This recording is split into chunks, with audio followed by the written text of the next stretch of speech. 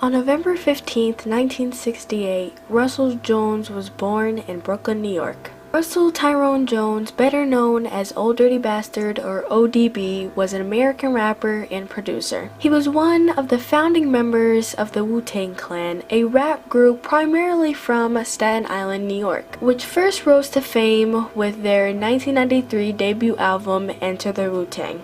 After establishing the Wu-Tang, Old Dirty Bastard went on to pursue a successful solo career and contributed as a rapper/producer for the Fugees. Old Dirty Bastard's solo career began March 28, 1995. His first solo album, Return to the 36 Chambers, the Dirty Version, spawned the hit singles Brooklyn Zoo, You gon' love this. I'm the one-man army, ain't sawing. I never been tooken out. I keep MCs looking out. and Shimmy Shimmy Ya.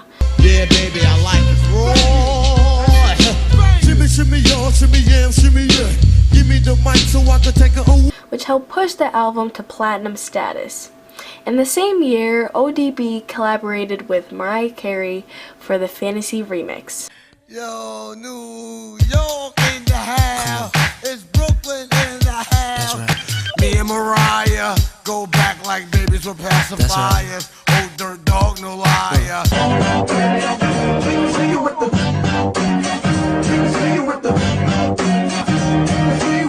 I need that. Right there. I need the wow. You want that same as that or? Nah, I just need you. Like, you do what you do. Like, sing something. Hold on, I don't know what the to say. Hey yo. I'll do it, but I want your touch on it, man. No, I'm doing that with you. This is the intro. Alright, you want me to say? I don't know what I'm telling you honestly. I don't know. I wanted you to decorate it. Like, baby, guess who's home? Guess who's home? Guess who's home? Alright, come on. Guess who's home? Guess who's home? Guess who's home? Guess who's home? Guess who's home? Guess who's home?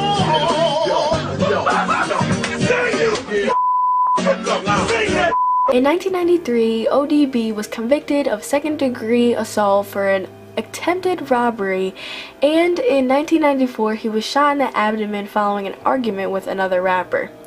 In 1997, he was arrested for failure to pay child support for 3 of his 7 children.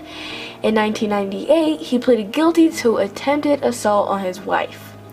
In July 1998, only days after being shot in a push-in robbery at his girlfriend's house in Brooklyn, he was arrested for shoplifting a pair of $50 shoes from a sneaker stadium store in Virginia Beach, Virginia, although he was carrying close to $500 in cash at the time. He was issued bench warrants by the Virginia Beach Sheriff's Department to stand trial after he failed to appear in court numerous of times.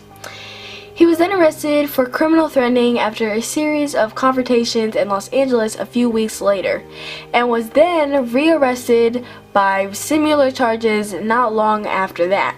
During a traffic stop, the details of which remain clouded in multiple versions of events, he was arrested for attempted murder and criminal weapon possession. The case was later dismissed. On January 14, 1999, 2 officers from the Street Crimes Unit fired 8 shots at ODB and accused him of firing at them after they stopped his car in Bedford-Stuyvesant. Old Dirty Bastard was cleared by a grand jury and insists that the officers had been scared by his phone. No weapons or shell casings besides those of the officers were found in the vehicle or near the scene. In February 1999, he was arrested for driving without a license and for being a convicted felon wearing a bulletproof vest. At the time, it was illegal for felons to own body armor.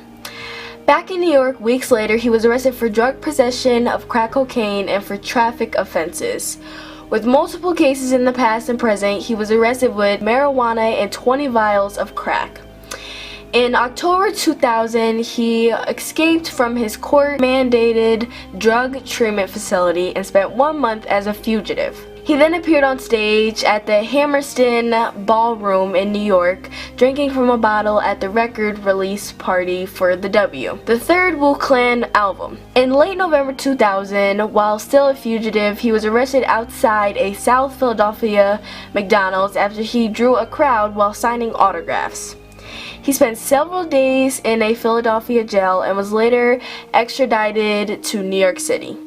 A Manhattan court sentenced him to 2 to 4 years incarceration. In 2003, the day he was released from prison, Old Dirty Bastard signed a contract with Rockefeller Records.